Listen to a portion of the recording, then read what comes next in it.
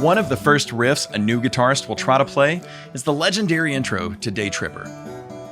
This lick is one reason that Day Tripper became a #1 hit. Got a good reason. And the track was famously paired with We Can Work It Out on the flip side. Unlike the band's previous singles though, there was no B-side. This 45 was considered a double A-side single. Both sides were destined to become hits. In this video, we're going to look at the history of the double A-side concept, some myths surrounding it, especially as it relates to the Beatles, and explore how We Can Work It Out / Day Tripper became the band's first double A-sided single. We'll also talk about the group's other double A's, because there probably aren't as many as you think. This video is brought to you by this channel's supporters on Patreon. I thank you so much for helping make these videos happen. And if you would like to add your support, check out patreon.com/FabFourArchivist.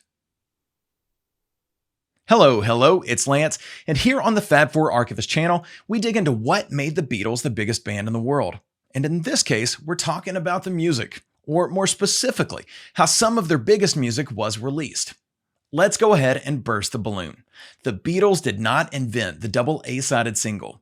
Their first double A was indeed the first #1 of this type on the UK charts, but the concept had been around for nearly 2 decades at the time of its release. Before we dig into the history of the double A side, some housekeeping.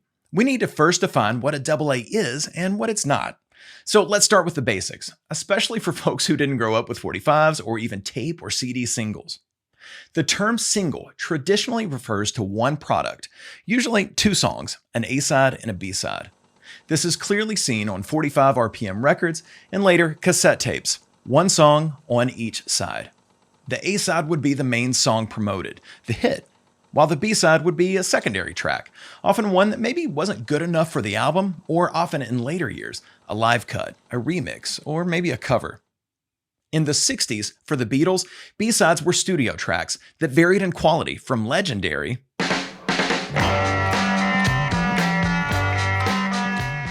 to quirky. You know my name? That's right. Yeah. Here's Chris Molanphy. He and I spoke recently about all this. Right. So I'm Chris Molanphy. I am the host of Hit Parade, Slate Magazine's podcast of pop chart history. I also write the Why Is This Song #1 series for Slate. And I am a longtime Beatles fan who manages to slip the Beatles into lots of articles where it is completely inappropriate. So yeah, that's me. The general idea of the double A-side is that it's a single where both sides were promoted. The band or the label, they wanted both sides to be hits. But this is not to be confused with a single where both sides just happen to do well on the charts. If you go back to the 50s, and I talk about this in a live episode of Hit Parade, and look at something like Elvis Presley's double-sided hit, Hound Dog and Don't Be Cruel, right? That is essentially brought up the charts as a double-sided hit. In fact, there were weeks when the bigger side of that Elvis Presley single were Don't Be Cruel, and weeks when it was Hound Dog. So it is not as if there weren't singles prior to the 60s where both sides were regarded as pretty equally strong, and where loyalties, if you will, or preference among radio stations flipped from one side to the other. That definitely happened. It's just that the Beatles were more deliberate about it. You ain't no friend of mine. You ain't nothing but a... So what distinguishes a true double A-side from something like Hound Dog / Don't Be Cruel? To answer that, we've got to dig into the history of the double A-side single. If the Beatles weren't the pioneers, where'd the idea come from? If you visit the Wikipedia article on A-sides and B-sides, there's a section about double A's. And as of the making of this video in early 2020, the earliest song it mentions is the Paul Williams single House Rocker / He Knows How to Hucklebuck. At the time of its 1949 release, it was promoted in the trades as the new double-side hit, both sides A-sides. Take a quick listen.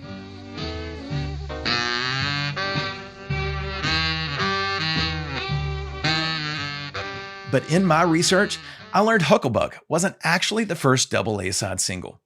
I discussed this at length with Sampson, who runs the website Spontaneous Lunacy, where he explains the early days of rock and roll. He wrote extensively about an even earlier double A-side single called Pot Likker with Red Boy at Mardi Gras by Todd Rhodes. We sure like hot liquor, cornbread and cream. We sure... Sampson told me this is the earliest known double A-side. It first appeared in March of 1948 on the Regional Sensations Records label. A larger company, King Records, worked with Sensation for distribution reasons, and the double A-side listing for this single was on King. There's a backstory here that's really interesting, but maybe too in the weeds for this video. Check out the description for links if you're interested. King Records cataloged this single in a different way from their other singles. It was given the catalog number 4287, but instead of using the traditional A-B configuration, King used 4287A and 4287 AA for these two songs. This numbering, alongside other promotions, was the label communicating to radio stations, record reviewers, and jukebox proprietors that this single was special, that both sides should be plugged. As the Beatles would later imply to the public with their first double A-side, this was like getting two hits for the price of one. In the case of the Todd Rhodes record, it was apparently successful enough that King continued this A/double A scheme for the next couple of years, influencing competing labels to do the same. For instance, Savoy Records, who promoted the Paul Williams Hucklebuck release as a double A-side in Billboard magazine. But the practice eventually faded as industry insiders caught on, realizing that the double A talk was just marketing hype, a gimmick. After all, not every song released can be a chart topper. The side distinctions became meaningless and they were ignored. And in 1952, King Records was done with double A-side singles. So why did the Beatles use this double A-side format 13 years later? This essentially defines double A-side. Both songs had the confidence of band and label, and both were promoted as hits. And as we've now established, We Can Work It Out, backed with Day Tripper, was the Beatles' first double A-side single. But that nearly wasn't the case. It was almost A Hard Day's Night, coupled with Things We Said Today. Beatles author Bruce Spicer shed some light on the original plan in his book, Beatles for Sale on Parlophone. There were two main indicators. One, the demonstration 45 for this single was printed with red A's on both sides. Parlophone used this red A on promo records to indicate the plug side, the A side.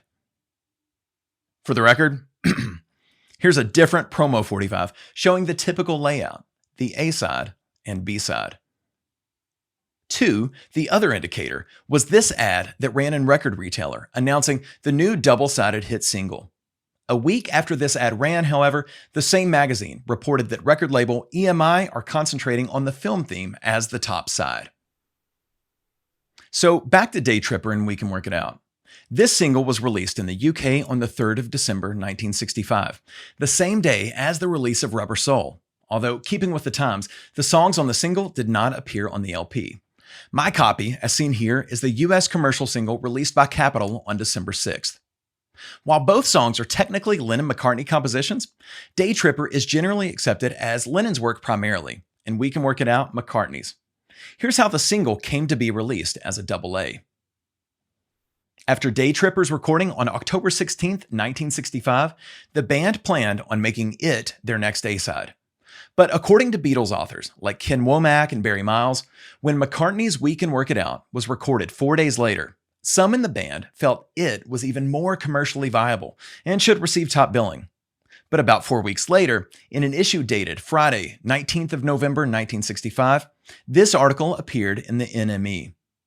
The Beatles and EMI differed this week about the title of their next single. EMI announced on Monday that the title would be We Can Work It Out, coupled with Day Tripper, but on Wednesday, John Lennon insisted to the NME that Day Tripper was to be the A-side. Recording manager George Martin commented, "After we gave both titles to EMI, the boys decided they preferred Day Tripper, but both sides are extremely good and worth a lot of plays. As far as EMI's official policy is concerned, there is no A-side. Both will be promoted equally on the company's Radio Luxembourg programs, for example." Ironically, this first Beatles double A-side was considered by EMI as not actually having an A-side. But as we see here on the promo record, just like the Hard Day's Night promo, we see both sides emblazoned with big red A's. A day after this NME article, George Harrison said in Disc Weekly, After a lot of talk, we decided Day Tripper is really the top track. This is what we wanted all along.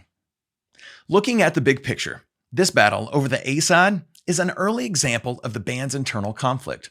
Not a big deal, but I do think it's telling that it's George Harrison, not songwriters Lennon or McCartney, who chimed in on this particular issue. The NME article, curious about the AA theory, went on to say the split promotion could cost the Beatles their usual instant #1 chart entry. So did the Beatles make the right decision, or should they have stuck with traditional A and B sides? Let's look at the charts. In the UK, the single, listed as both songs, hit #1 and spent 5 weeks there. Charts there were based on sales, not radio airplay, and the single was a clear hit. But things were a little different in the US. Again, here's Chris Molanphy with a deeper look at how chart performance was determined by Billboard magazine when this single was released. In the first 40 years of the Hot 100's existence, the chart measured two things simultaneously: radio airplay and sales of songs.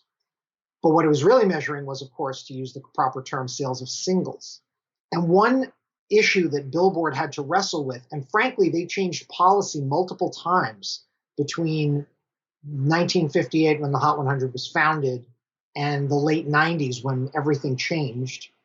They couldn't make up their mind what to do with the second side of a single. Because if the whole point of the Hot 100 is to average together these two pools of data, radio airplay and sales of singles, and in theory, these things are marching in lockstep, what do you do when the singles buyer is buying 2 songs, but radio is only playing 1 song? Or maybe radio likes both songs, but they're playing 1 song more than the other one. Do you chart them together, or do you chart them separately? And there are pros and cons with each approach. If you chart them separately, you're showing that for radio, this is really the A side and this is the B side. And by the way, in 1965-66, that's how We Can Work It Out / Day Tripper charted. We Can Work It Out was a Hot 100 #1 hit. Day Tripper was a #5 hit. Radio had spoken. They had determined, based on requests from their listeners or their own research or advertisers, who knows, they had determined that the more persistent hit was We Can Work It Out. That became, in effect, the A side. Day Tripper charted as a B side. That's one approach.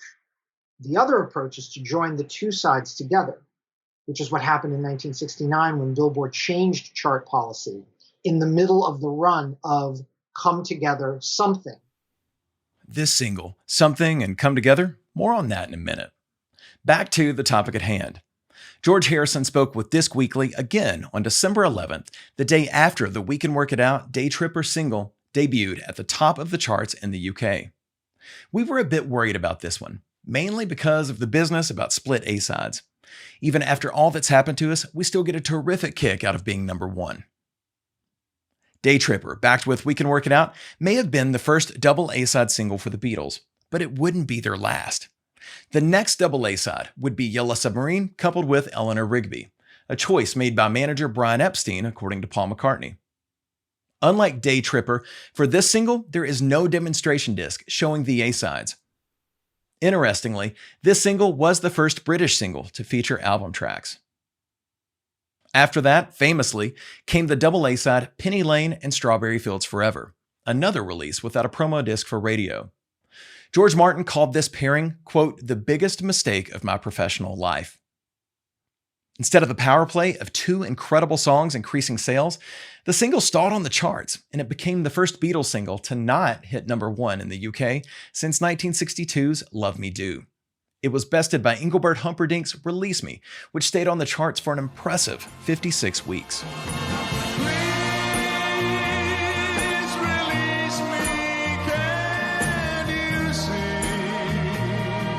And that's it. No more double A's for the Beatles. Whether it was a result of missing that #1 spot, or it was a marketing gimmick that had just run its course, the band wouldn't try it again. Not officially, anyway. Because of the way songs charted and some US versus UK discrepancies, other singles have come to be known as double A's, like Something and Come Together. But as shown here, Something was the clear A-side. But while we perceive that single as a double A-side is an interesting story that we'll dig into in the future. Look for more from my discussion with Chris Molanphy in that video, so make sure you're subscribed here to the Fab4Archivist channel and hit the bell icon so you don't miss it. But that's it for this story. Day Tripper and We Can Work It Out, regardless of chart performance or whatever we call the single, they are prime examples of Lennon's and McCartney's mid-60s pop genius. Thanks for watching this video. Please hit the like button if you enjoyed it. And if you want to know the complete story behind a Beatles song that wasn't a single, you should watch this video next.